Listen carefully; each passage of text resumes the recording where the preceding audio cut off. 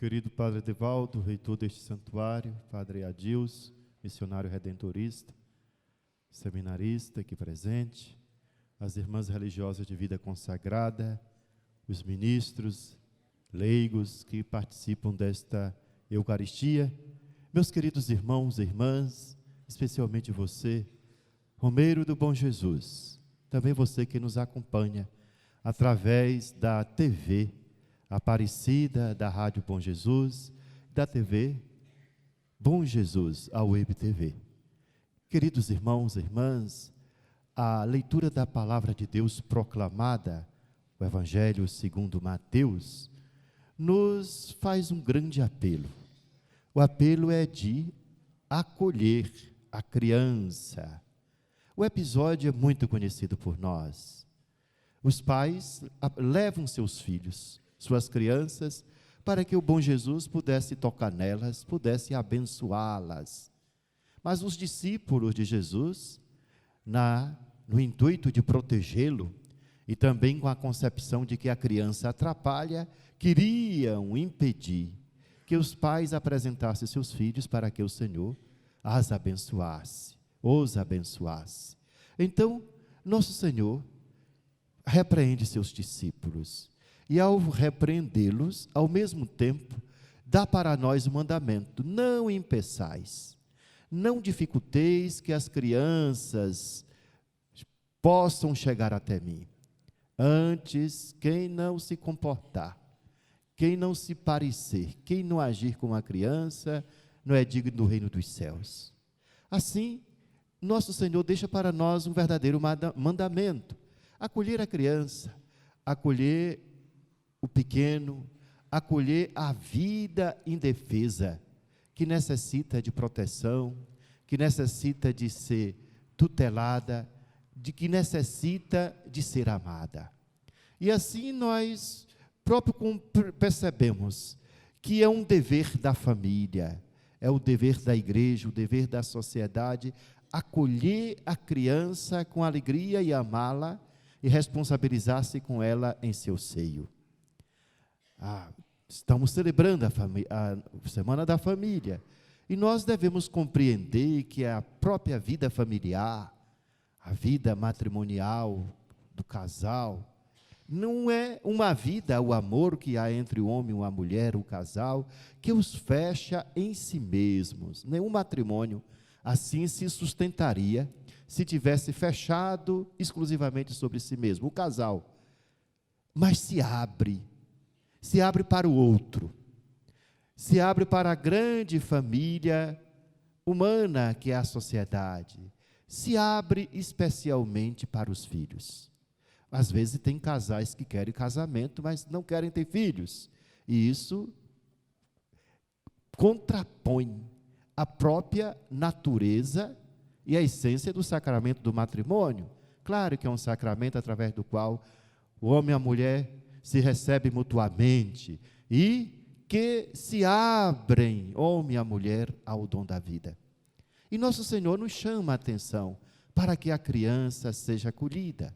Primeiro passo, primeiro exemplo do acolhimento da criança é quando o casal se abre essa dimensão da vida e acolhe o filho que está por nascer e deseja o filho que o Senhor concederá, pois o filho é um presente de Deus, um filho é um dom de Deus, que renova a família, renova a igreja e renova a sociedade. E na expressão do amor da mãe ou do pai pelo filho que ainda vai nascer, recorda nessa expressão de amor, o próprio amor de Deus por nós. Deus nos deseja. Antes ainda que nós tivéssemos nascidos, Deus já havia desejado cada um de nós, havia pensado em cada um de nós, ali a partir daquele momento Ele nos amou. Assim também, um casal que acolhe com alegria o seu filho, expressa esse amor de quem ama a criança e a deseja, o filho, que ama o seu filho e o deseja, antes que tivesse feito qualquer coisa para merecê-lo, pois ainda está por nascer. Assim nós percebemos que no acolhimento da criança, do filho, nós expressamos também aquele amor que Deus tem por nós. É um amor gratuito e desinteressado, que nos ama independentemente do nosso mérito. Hoje nós no Brasil vivemos uma concepção muito antinatalista, ou já começa a se impor também entre nós aquela cultura do filho único, de modo que muitas vezes tem casais que ficam inteiramente perturbados quando nasce um filho nas circunstâncias que não são desejadas. E nessas circunstâncias também não desejadas, a criança ela deve ser acolhida com carinho, ela deve ser amada, deve ser protegida, seus direitos devem ser respeitados. Não podemos jamais ter aquela mentalidade que vê o filho como um problema, mas como um momento de graça que Deus concede a uma família. Há um caso que me questiona profundamente. Uma família, um casal, ele já tinha 4 filhos, e nasceu o 5º filho. A mulher ficou grávida do 5º filho, a esposa. E esse casal ficou quase que envergonhado, na medida que começou a falar para o restante da família e os amigos do nascimento desse 5º filho que iria chegar, como se tivesse cometido um grande erro, como se tivesse feito uma transgressão, deveria ser o contrário. Devemos nos alegrar, pois o filho é sinal da bênção de Deus, e mesmo naquelas circunstâncias não desejadas, o filho deve ser querido, amado, deve ser respeitado. Jamais nenhum filho poderia ter aquele sentimento, antes eu não tivesse sido nascido, pelo contrário, mas ter experimentado que mesmo em circunstâncias que não foi planejado, pensado, desejado, foi acolhido por uma família, por um pai, por uma mãe, por aquela família mais alargada que lhe deu todas as condições de vida.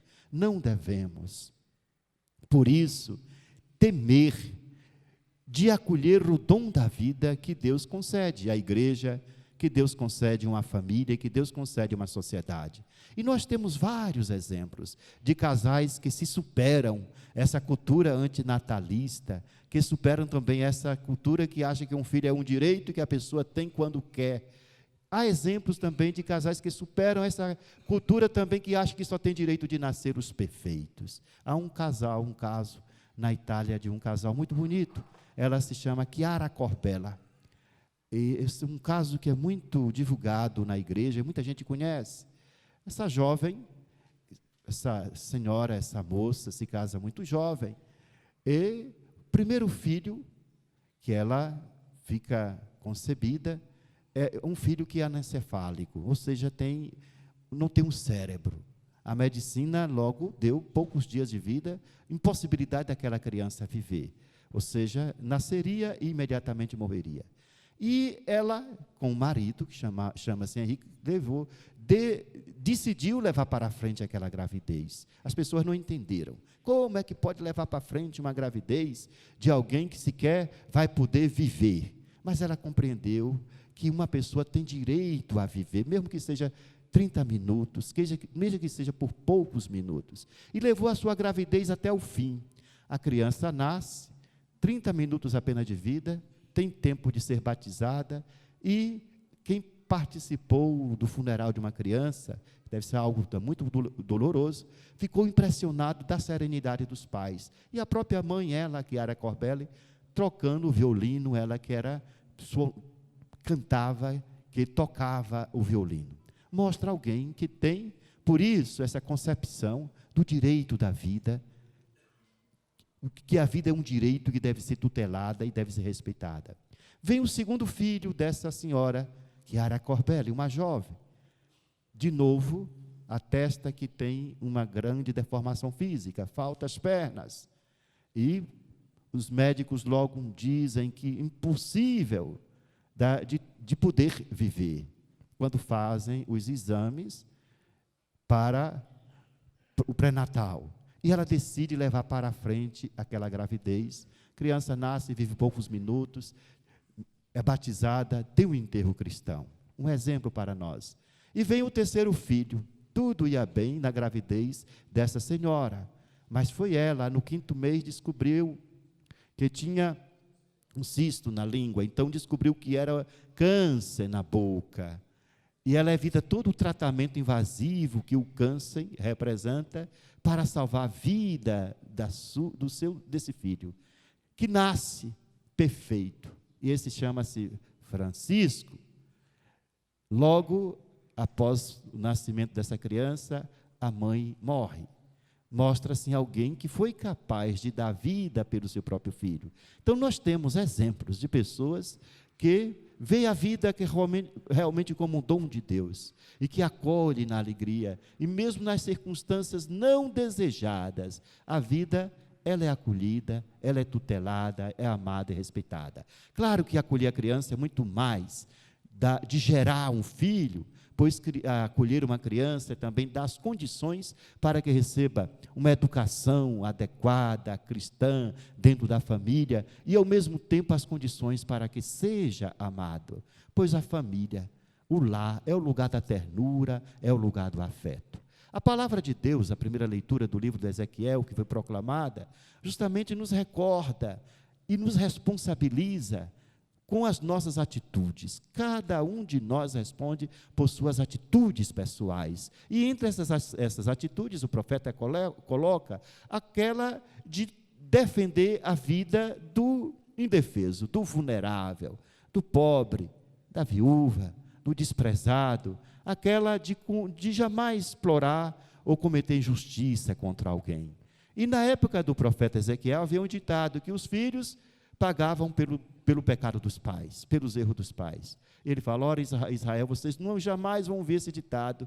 Os pais comeram ervas azedas e os dentes dos filhos ficaram desbotados. Pelo contrário, mostra que cada um responde pelos seus atos. Assim também nós responderemos pelos nossos atos diante de Deus, e um desses atos é o nosso compromisso em favor da vida. E o Deus que nós fazemos a experiência, é claro, é um Deus que não quer a morte de nenhum dos seus filhos, do pecador, mas que se converta e possa viver em plenitude. Assim, do mesmo modo, também nós possamos acolher a vida e dar as condições para que as nossas crianças possam crescer na alegria, na plenitude de serem filhos e filhas de Deus, gozando dos direitos que todo ser humano deve desfrutar numa sociedade na qual ele está inserido. Por isso, meus queridos irmãos e irmãs, peçamos ao bom Jesus, ele que soube acolher as crianças e que repreendeu seus discípulos quando queriam impedi-las para que elas não chegassem até ele e recebessem a bênção, que nós aprendemos do bom Jesus, e assim possamos acolher nossas crianças em nossas famílias, dando a elas todo o nosso afeto, e ao mesmo tempo não esquecendo daquilo que é essencial, jamais de transmitir para os nossos filhos, as nossas crianças, o verdadeiro sentimento que nos liga a Deus, amando e temendo acima de tudo, vivendo os valores cristãos, desde a educação dos nossos filhos em nossas famílias. Amém. Louvado seja nosso Senhor Jesus Cristo.